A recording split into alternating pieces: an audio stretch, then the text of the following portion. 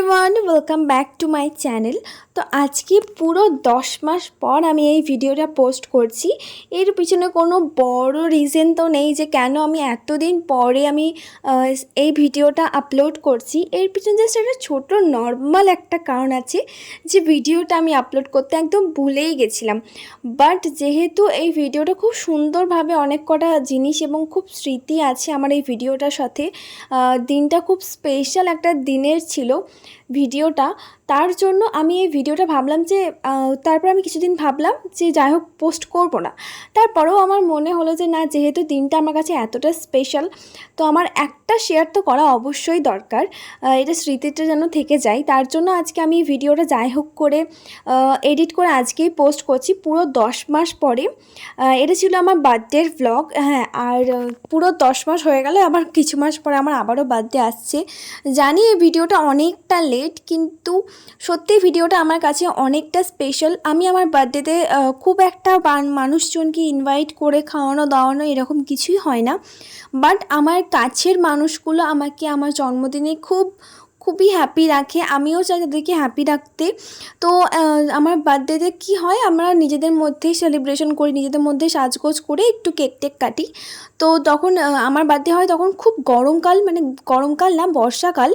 তো বর্ষাকালের সময় এত বেশি গরম লাগে, সেই দিনটা প্রচুরই গরম লাগে। তো তার জন্য আমি যাই সাজি মনে হয় যেন বেশি বেশি সাজবো না, অল্পের মধ্যে। তো যে গিফটগুলো আমি পেয়েছিলাম আমার বার্থডের জন্য সেগুলো এক এক করে আনবক্সিং করছি। আমি খুব খুব খুব থ্যাঙ্কফুল আমার বোনের জন্য, কারণ ও আমাকে বার্থডেতে গিফট দেয়, মানে মা বাবা তো দেয়ই, কিন্তু ও আমাকে স্পেশালি আলাদা করে একটা গিফট দেয়। দেখতে পাচ্ছ এই ফটো ফ্রেমটা আমার এত বেশি পছন্দ হয়েছিল, মানে অ্যাকচুয়ালি গাইস আমি এতটা শকড হয়ে গেছিলাম দেখে।